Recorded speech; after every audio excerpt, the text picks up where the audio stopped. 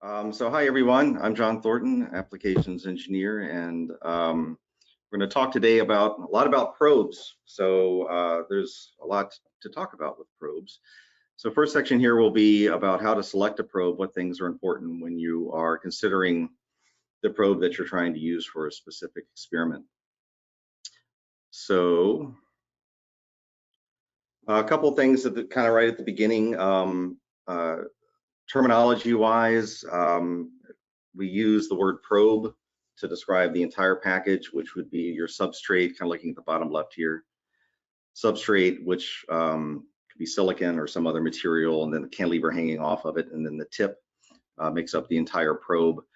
So the probe is the whole thing. You'll see me kind of using these terms interchangeably sometimes, so breaking my own terminology. But anyway, that's the whole idea behind them.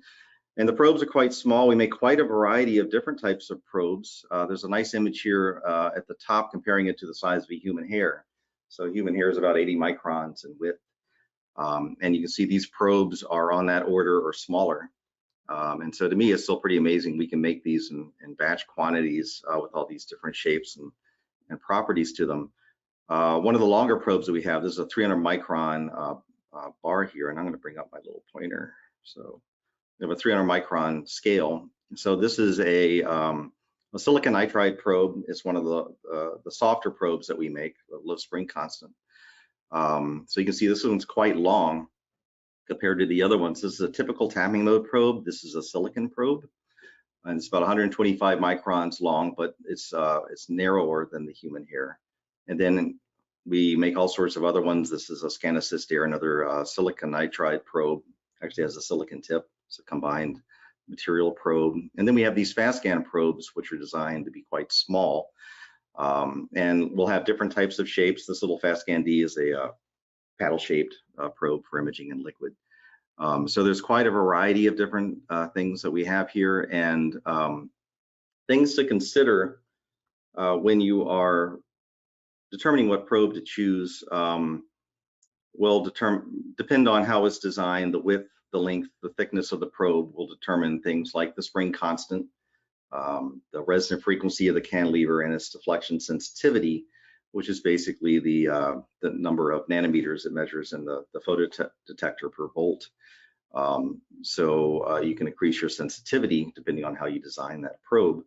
So shorter cantilevers will have lower deflection sensitivities, which actually is more sensitive to the deflection detection.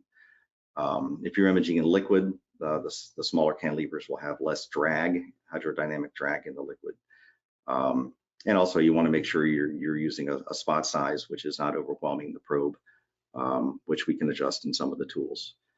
So another thing is if you're doing like lateral force, also considering the torsional bending, a lot of times we use the single beam type probes for that instead of the V-shaped ones, although you could do that if you want. You can do whatever you want.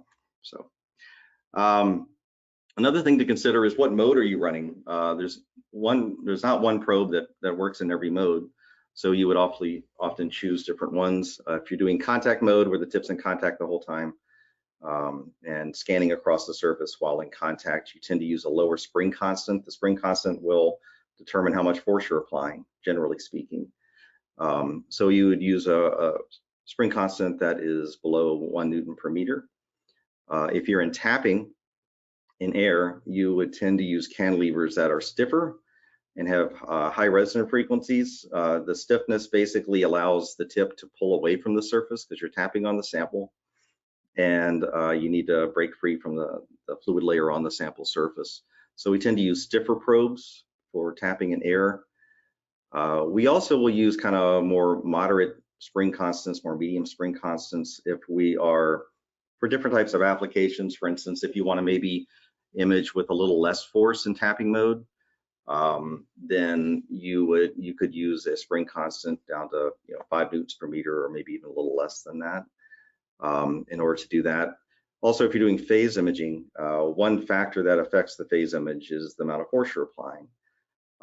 So with phase imaging, you can play around with a number of different factors, but spring constant is one that can determine whether you're in different types of attractive or repulsive interaction regimes and things like that. This is one example here on the upper right of a copolymer, probably system that did a better job with the lower spring constant probe than with the standard tapping probes. So sometimes people will play around with the spring constants in tapping. For tapping in liquid, you're usually using a lower spring constant probe. So you may use something similar to a contact mode style probe. For peak force, you'll also use a low spring constant probe, similar to the contact probes. Again, they're not exactly the same probes generally, but here you're doing topography imaging for this example, for this application, and generally you want to apply a small force, but get a nice image, keep a nice sharp tip. So for peak force, scan assist QI mode, you would use a probe like that. And then if you're getting into peak force Q&M, where you're doing modulus mapping or force volume QI mode, then you would choose a probe which deforms your material. So if you have a soft material, then you would choose a lower spring constant probe. And if you have a hard material, you would choose a harder spring constant probe. And so this guide here on the little graph on the right shows some different materials and different probes, all the way from soft hydrogels and cells with the live cells probes, all the way up to the diamond probes on hard materials like silica. And we'll talk more about that. So another thing is if you are imaging, if you're imaging at higher scan rates,